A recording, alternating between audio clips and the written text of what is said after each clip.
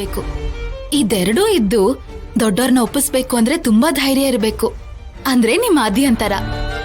ಒಂದೇ phone call ಅಲ್ಲಿ ಅವಳು ಅವ್ರ ಅಪ್ಪನ ಒಪ್ಸಿದಾಳೆ. ನೀನ್ ನೋಡಿದ್ರೆ ಕೋಚ್ ಸರ್ಗೆ ನಿನ್ ಪ್ರೀತಿ ಅರ್ಥ ಆಗೋ ಹಾಗೆ ಹೇಳೋದಿಕ್ಕೂ ಆಗ್ಲಿಲ್ಲ. ಅವ್ರ ಒಪ್ಕೊಳ್ಳಿಲ್ಲ ಅಂದಿದ್ದಕ್ಕೆ ಇಲ್ ನೋಡು ಹೀಗ್ ನೋವು ಪಡ್ತಿದ್ಯಾ ನೀನು. ಹೀಗಾದ್ರೆ ನೀನ್ ಯಾವಾಗ್ಲೇ ಪ್ರೀತಿ ಪಡ್ಕೋತ್ಯಾ? ಛಾಯಾ, ಆದ್ಯಂಗೆ ಕಾಲ ಕೂಡ್ ಬಂದಿದೆ. ಸೀನು ಮಾವ ಪ್ರೀತಿಸ್ತಾ ಇದ್ದಾನೆ, ಅಮ್ಮ ಅಪ್ಪ ಮದ್ವೆ ಮಾಡಿಸ್ತಿದ್ದಾರೆ. ಅದಕ್ ದೊಡ್ಡಪ್ಪ ಕೂಡ ಒಪ್ಕೊಂಡಿದಾರಲ್ಲ.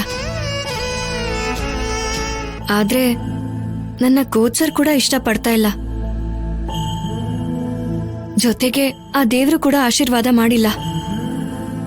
ದೇವ್ರ ಆಶೀರ್ವಾದ ಮಾಡಿಲ್ಲ ಅಂತ ನಿನಗೆ ಹೇಗ್ ಗೊತ್ತು? ರಾತ್ರಿ ಕನ್ಸಲ್ ಬಂದ್ ಹೇಳಿದ್ರಾ? ಇಲ್ಲ ಛಾಯಾ, ನಾನು ಕೋಚರ್ನ ಕಲ್ಯಾಣಿ ಹತ್ರ ಕರ್ಕೊಂಡು ಹೋಗಿದ್ದೆ.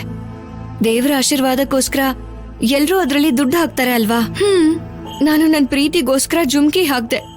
ಆದ್ರೆ ಆ ಜುಮ್ಕಿ ಸಿಗ್ಲೇ ಇಲ್ಲ ಗೊತ್ತಾ? ಇಷ್ಟೇ ನಿನ್ ಪ್ರೀತಿಗಿರೋ ಬೆಲೆ ಅಂತ ಕೋಚರ್ ಅಲ್ಲಿಂದ ಹೊರಟು ಹೋದ್ರು. ರಾಜಲಕ್ಷ್ಮಿ, ನಮ್ಗೆ ಯಾವಾಗ ಏನ್ ಕೊಡ್ಬೇಕು ಅಂತ ಆ ದೇವ್ರಿಗೆ ಚೆನ್ನಾಗ್ ಗೊತ್ತಿರತ್ತೆ ಕಣೆ. ನೀನು ಕೋಚರ್ ಒಂದಾಗೋಂತ ಟೈಮ್ ಬಂದಿಲ್ಲ ಅನ್ಸತ್ತೆ. ಟೈಮ್ ಬರೋವರೆಗೂ ಸ್ವಲ್ಪ ಕಾದ್ ನೋಡು. ಅವ್ರಿಗೋಸ್ಕರ ಎಷ್ಟು ದಿನ ಬೇಕಾದ್ರೂ ಕಾಯ್ತೀನಿ ಛಾಯಾ. ಆದ್ರೆ ಗುರು ಶಿಷ್ಯರ ಮಧ್ಯ ಅಂತ ಬಂಧ ಇರಬಾರ್ದು ಅಂತಿದ್ದಾರೆ. ಆಮೇಲೆ ಅವ್ರಿಗೆ ನನ್ ಪ್ರೀತಿ ಅರ್ಥ ಆದ್ರೂ ಕೂಡ ನನಗೋಸ್ಕರ ಅವ್ರು ಹೇಗ್ ಬರ್ತಾರೆ ಹೇಳು?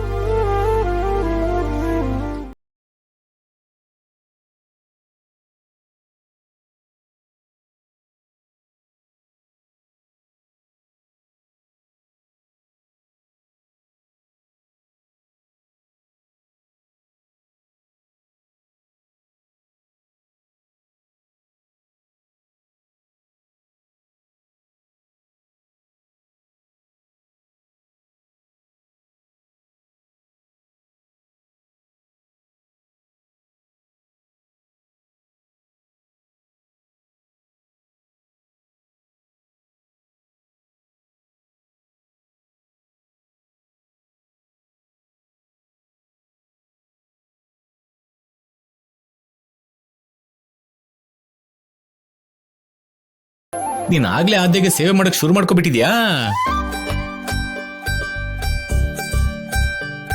ಹೌದು ಬಿಡು, ಆದ್ಯನು ಅಂತವಳೆ. ಅವಳು ತೋರ್ಸೋ ಪ್ರೀತಿಗೆ ಕರ್ಗೋಗ್ಬಿಟ್ಟಿದೆ ಸೀನು ನೀನು. ಲೇ ಸೀನು, ಈ ವಿಷಯನ ಈಗ್ಲೇ ಪದ್ಮಗೆ ಹೇಳ್ಬೇಕು. ಲೇ ಪದ್ಮ ಪದ್ಮ ಪದ್ಮ ಪದ್ಮ ಪದ್ಮ ಲೇ ಪದ್ಮ, ಈ ಕಡೆ ಬಾರೆ ಬಾರೆ, ಈ ಕಡೆ. ಏನ್ರಿ ಏನಂತಿದ್ಯಲ್ಲೇ? ಒಂದ್ಸಲ ಅಲ್ಲಿ ನೋಡೆ, ನೋಡು ನೋಡೆ. ಗಂಡ ಹೆಂಡತಿ ಅನ್ಸ್ಕೊಂಡವ್ರು ಹಾಗಿರ್ಬೇಕು. ನೀನೊಬ್ಳು ಇದೆಯಾ ನೋಡು. ಯಾವತ್ತಾದ್ರೂ ಒಂದ್ಸಲ ಆದ್ರೂ ನಂಗೆ ಸೇವೆ ಮಾಡಿದ್ಯಾ? ಹೋಗ್ಲಿ, ನನ್ಗೇನು ಮಾಡ್ಲಿಲ್ಲ ಅಂದ್ರು ನನ್ನ ಹತ್ರ ಏನಾದ್ರು ಮಾಡಿಸ್ಕೊಂಡಿದ್ಯಾ? ಚಿಕ್ಕ ಮಕ್ಕಳು ಅವ್ರು ನೋಡಿ ಕಲ್ತ್ಕೊಳ್ಳೆ. ನಿನ್ನ ಕಾಲ್ ನೋಯ್ತಿದ್ರೆ ಒಳಗ್ ನಡಿ. ಹೊರಗಡೆ ನನ್ ತಮ್ಮ ಭತ್ತನ ಲೋಡ್ ಮಾಡ್ತಾ ಇದ್ದಾನೆ, ಹೋಗ್ ಕೆಲ್ಸ ಮಾಡಿ. ಆ ಕಡೆನಾ? ಹಾಗಾದ್ರೆ ನಾನು ನಿನ್ಗೆ ಆಮೇಲೆ ಸಿಗ್ತೀನಿ. ಓಕೆ?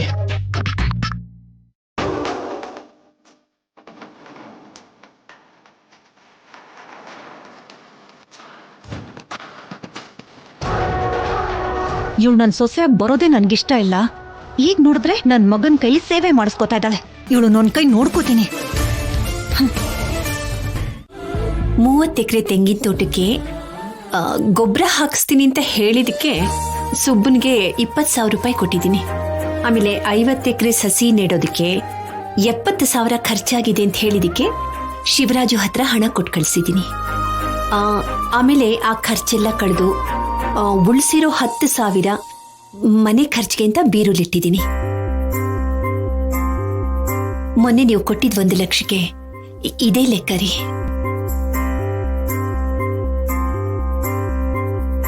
ಲೆಕ್ಕ ಸರಿ ಇದೆ ಜಾನಕಿ.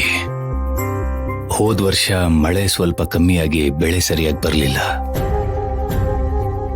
ಬಾಡಿಗೆಗೆ ತಗೊಂಡಿದ್ದ ರೈತರು ಕೂಡ ದುಡ್ಡು ಕಟ್ಟಕ್ಕಾಗ್ಲಿಲ್ಲ. ಇನ್ನು ಕಾವೇರಿ ನೀರಿಂದ ವ್ಯವಸಾಯ ಮಾಡಿರೋ ಭೂಮಿ ಮಾತ್ರ ಒಳ್ಳೆ ಇಳುವರಿ ಕೊಟ್ಟಿದೆ. ಅದು ಕೂಡ ನಷ್ಟ ಆಗಿದ್ದ ರೈತರಿಗೆ ಆಧಾರ ಕೊಡೋದಕ್ಕಾಯ್ತಷ್ಟೇ. ಹಾಕಿರೋ ಹೂಡಿಕೆಗೆ ಸರಿ ಹೋಯ್ತು. ಈ ವರ್ಷ ಮಳೆ ತುಂಬಾ ಚೆನ್ನಾಗಿ ಬಂದಿದೆ ಅಲ್ವಾ? ಇಳುವರಿ ಚೆನ್ನಾಗಿ ಬಂದಿದೆ ಅಂದ್ಮೇಲೆ ಲಾಭನೂ ಬಂದೇ ಬರುತ್ತಲ್ವಾ? ನಮಸ್ಕಾರ ಬೀಗ್ರೆ.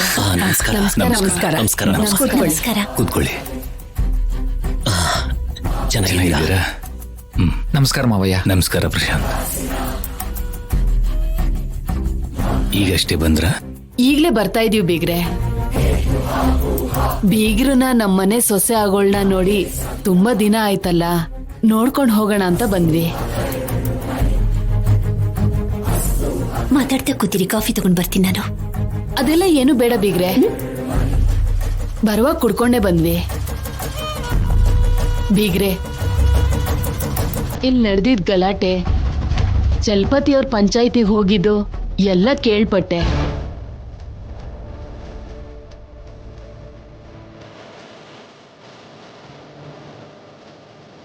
ಅದು ಅವ್ರ ದುರಾದೃಷ್ಟ. ಯಾರೇನ್ ಮಾಡಕ್ಕಾಗತ್ ಹೇಳಿ? ನಿನ್ ಸಂಬಂಧ ಬೆಳೆಸ್ಬೇಕು ಅಂದ್ರೆ ಅದೃಷ್ಟ ಮಾಡಿರ್ಬೇಕು. ಪಾಪ ಆ ಹುಡುಗಿಗೆ ನಿನ್ ಮನೆ ಸೊಸೆ ಆಗೋ ಅದೃಷ್ಟ ಇಲ್ವೇನೋ, ಅದಕ್ಕೆ ಹೀಗೆಲ್ಲ ಆಗೋಯ್ತು. ಆದ್ರೂ ಆದ್ಯಾನೇ ಈ ಮನೆ ಸೊಸೆ ಮಾಡ್ಕೋಬೇಕು ಅಂತ ಹೇಳಿ ಒಳ್ಳೆ ಕೆಲ್ಸನೇ ಮಾಡಿದ್ರಿ ಬೀಗ್ರೆ. ನೋಡೋಕ್ಕಾಗ್ಲಿ ಗುಣದಲ್ಲಾಗ್ಲಿ ಚಾರುಗಿಂತ ಒಳ್ಳೆ ಹುಡುಗಿನೇ. ಸೀನು, ಏನೇ ಆದ್ರೂ ನಿನ್ ಒಳ್ಳೇದೇ ಆಗಿದೆ. ಇನ್ನು ಆ ಚಾರುನ ಮರ್ತ್ಬಿಟ್ಟು ಆದ್ಯನ ಮದ್ವೆ ಮಾಡ್ಕೊಂಡು ಸಂತೋಷವಾಗಿರೋ. ಸರಿ ಆಗ್ಲಿ ಆಂಟಿ. ಅಮ್ಮ